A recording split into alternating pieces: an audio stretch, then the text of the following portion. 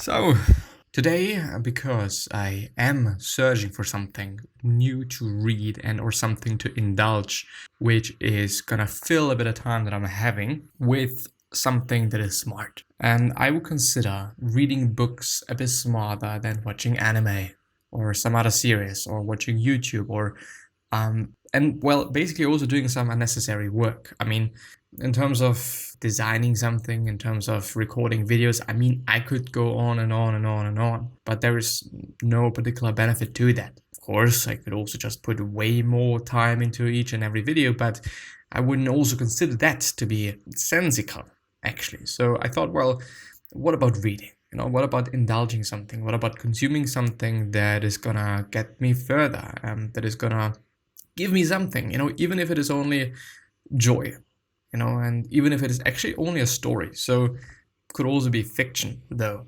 Anyway, I'm willing to go through nonfiction because I don't know, like I am the type of person that does not really want to go through interpretations to understand the meaning of the book, you know. And I sometimes actually feel dumb about that because I don't understand the meaning behind things sometimes, but it is what it is. Nonfiction. And well, there's actually multiple websites and whatnot, but I've decided to go through this one because it is litup.com. And since we all are so lit, please don't send me any death wishes. Thank you. Friends, it's true. The end of the decade approaches. It's been a difficult, anxiety-provoking, morally compromised decade, but at the least it's been populated by some damn fine literature. We will take our silver linings where we can. So, as is our hollow duty as a literary and culture website, though with full awareness of the potentially fruitless and endlessly contestable nature of the task. Yeah, I mean, it is incredibly difficult. Like, how could you say that this book is better than the other one? I mean, it is, first of all, so subjective, and it is also, I mean, even though they are rated and just, yeah, it is still subjective. Of course, if a lot of people say it is good, a lot of people rate it well, then the chance is also pretty high that you're going to like it as well. But it is not 100%, just because a lot of people like it increases the chance that you're going to like it as well. Especially when you know that a lot of people like it, I think. But yeah, let's actually see. The top 20. The New Jim Crow. I read Michael Alexander's The New Jim Crow when it first came out, and I remember its colossal impact so clearly. Not just on the academic world, it is technically an academic book, and Alexander is an academic, but everywhere. It was published during the Obama administration, an interval which many white people thought signaled a new dawn of race relationships in America, of a kind of fantastic post-racialism, though it's hard to look back on this particular zeitgeist now when I still can't believe I'm writing this Donald Trump is president of the United States. Not my opinion, by the way. For the Americans that I know are listening, especially to the podcast. If you're like either one of them, then yeah, it is what it is. Anyway, Alexander's book called out the incidence on a phenomenon of colorblindness in 2012 as a veneer, as a sham, or as simply another form of ignorance. I do just actually want to know what the book is all about. Face discrimination. That is his book. I think, isn't it like, well, what about reading the subtitle? The New Jim Crow, Mass Incarceration in the Age of Colorblindness. Michael Alexander with the new foreword by Cornel West.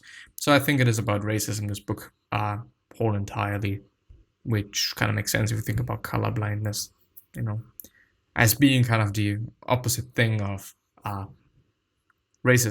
Even though I think technically you would notice somebody being a different color than, or of a different color than somebody else, because just because you're colorblind doesn't mean that you can't decide whether somebody's hue, or actually saturation as well, kind of depends, that you can't just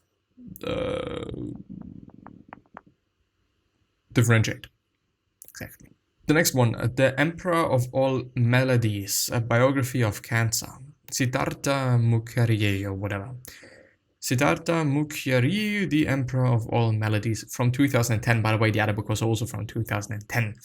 In this riveting despite its near 600 pages and highly influential book. The person that wrote that traces the known history of our most feared ailment from its earliest appearances over 5,000 years ago to the wars still being waged by contemporary doctors. Very interesting. Since cancer is a fucked up thing, and I've seen so many people unfortunately like being crippled by it, having it is a fucked up thing. That's it. The immortal life of Henrietta Lacks. Doctors took her cells without asking. Those cells never died. They launched a medical revolution and a multi-million dollar industry. More than 20 years later, her children found out their lives would never be the same. From Rebecca Sklot, again, 2010. It is about an invention. I don't know what drug it exactly is. Might be vaccines in general, just because I'm reading the word here and I just want to go through all of those 20 books and can't read everything. The next one is Bloodlands. Europe between Hitler and Stalin, or Stalin, depends. I don't actually know how the real or the Russian pronunciation of Stalin is. By Timothy Snyder. It's probably going to be about war. I just want to give it a title. So actually, even though it is kind of fucked up, The Warmth of Other Suns. The epic story of America's greatest migration. Also by, not by 2010, but from 2010, and by Isabel Wilkerson. And the other one, by the way, was by Timothy Snyder, as I remember. The next one is Robert A. Caro, The Years of Lyndon Johnson, The Passage of Power, from 2012. And this one is a biography, The Power Broker. So I guess it is about money. Who would have known that? Tim Rice, Black Count, Glory, Revolution, Betrayal, and The Real Count of Monte Cristo. The winner of the Pulitzer Prize. I didn't know that. That's amazing. Napoleon Bonaparte being not on the cover, but I guess it is about him, since I'm reading it somewhere in the text. It kind of stuck. Well, anyway, The Sixth Extinction and Unnatural History. Elizabeth Colbert, author of Field Notes from a Catastrophe, from 2014. The premise of Elizabeth Colbert's Pulitzer Prize-winning book is a simple scientific fact. There have been 5 mass extinctions in the history of the planet, and soon there will be 6. The difference, Colbert explains, is that this one is caused by humans who have drastically altered the Earth in a short time. It's going to be about the environment, as you might have guessed. Ta-Nehisi Coates, Between the World and Me. This is required reading, Toni Morrison, from 2015. Won the National Book Award for Nonfiction in 2015. Was deemed required reading by Toni Morrison, whom I don't know. What else is there to say? To call it timely or urgent or even a prime example of how the personal is in fact political, as I am tempted to do, thus not quite capture the unique, grounding, heartbreaking experience of reading this book. Framed as a letter to his teenage son, Between the World and Me is both a biting interrogation of American history and today's society, and an intimate look at the concerns and hopes a father passes down to his son. In just 152 pages, this book touches on the creation of race, but race is the child of racism, not the father. Yeah. Like initially, it doesn't actually matter, does it? Unless racism plays a role, even though, when we talk about racist, does this mean that I am racist? It is what? Nah, it is not a fact, is it? We could, I could talk about skin colors. I am white, somebody else is not white, but I don't care, if you're not white. And so we talk about colors. We don't talk about race, since it is the human race. And indeed, as I'm thinking about it, it would make sense to, well, does it? I don't know if it makes sense, but I think that when I talk about races, that this indeed is the child of, or the father of racism. Doesn't matter, and there is no race or differences in race. If this makes any sense, I don't actually know because I don't know the scientific background. Anyway, the invention of nature, Alexander von Humboldt's New World, Andrea Wolf, author of Founding Gardeners, from 2015. Is a biography of 18th century German naturalist Alexander von Humboldt, one of the most famous men of his time, for whom literally hundreds of towns, rivers, currents, glaciers, and more are named. It's so much more than the story of a single life. Aside from chronicling a remarkably fertile moment in the history of European ideas, von Humboldt was good buddies with his neighbor in Weimar, Goethe. Weimar actually being a big city and big place when it comes to graphic design and art and whatnot. Wolf reveals in Humboldt a true forebear of present-day ecology, a jack-of-all-trades scientist less concerned with the reduction of the natural world into its constituent specimens that within our place in a broader ecosystem. Yeah. The next one, The Witches, Salem, 1692, Stacy Schiff. Pulitzer Prize winning author of Cleopatra. I think it is a historical piece about witches. From 2015, by the way, as well. The next one, Svetlana Alexievich, Second Time, The Last of the Soviets. A landmark work of oral history, chronicles the decline and fall of Soviet communism. The more we know, Dark Money, The Hidden History of the Billionaires Behind the Rise of the Radical Right, by Jane Meyer, 2016. How to Survive a Plague, by David Franz. The Other Slavery, The Uncovered Story of Indian Enslavement in America, Andres Reséndez. Rebecca Traister, or The Single Ladies, Unmarried Women and the Rise of an Independent Nation, 2016. Prairie Fires? The American Dreams of Laura Ingalls Wilder, Carolyn Fraser. Frederick Douglass, Prophet of Freedom, David W. Blight. Underland, Robert McFarlane, A Deep Time Journey. What is this about?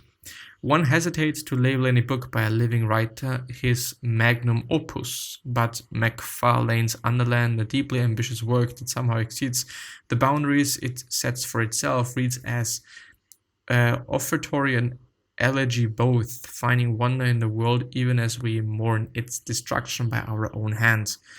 If you're unfamiliar with its project, as the name would suggest, Underland is an exploration of the world beneath our feet, from the legendary catacombs of Paris to the ancient caveways of Somerset.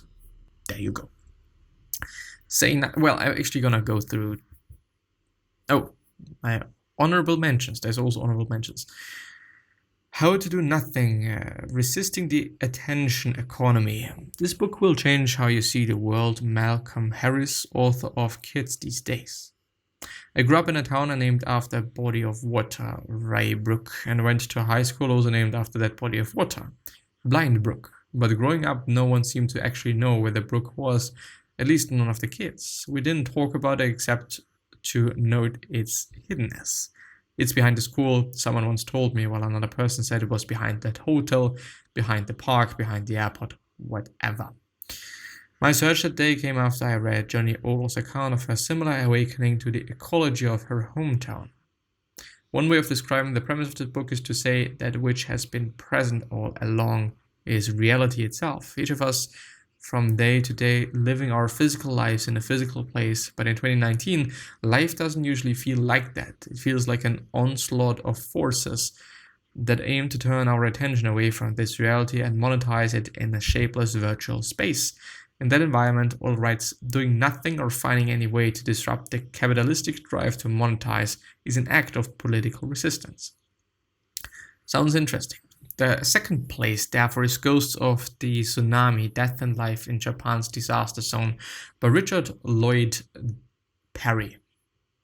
Actually pretty dangerous, since one could say it's a D, but I think it's a P. The House of Government by Yuri Sleskin. Evicted Poverty and Profit in the American City by Matthew Dismont. It's actually a great cover. I like it. The Beast Riding the Rails and Dodging Narcos on the Migrant Trail by Oscar Martinez. Again, I think. The Art of Cruelty, Reckoning, Maggie Nelson. And yeah, there we have Say Nothing, A True Story of Murder and Memory in Northern Ireland, Patrick Radden. I actually really gotta have to take a piss now, but I do wanna... if you Google it, you're gonna find a ton of different books, obviously.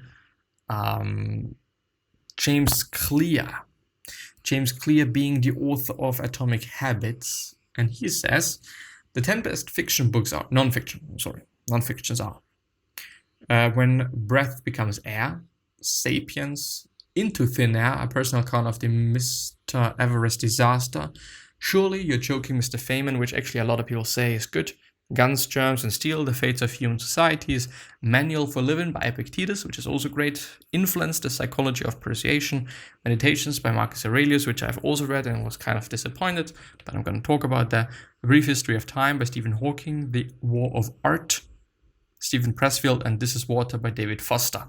There's actually also non-fiction, but I'm going to end the episode there because I'm going to piss my pants so fucking heavily. See you the next time. Bye-bye.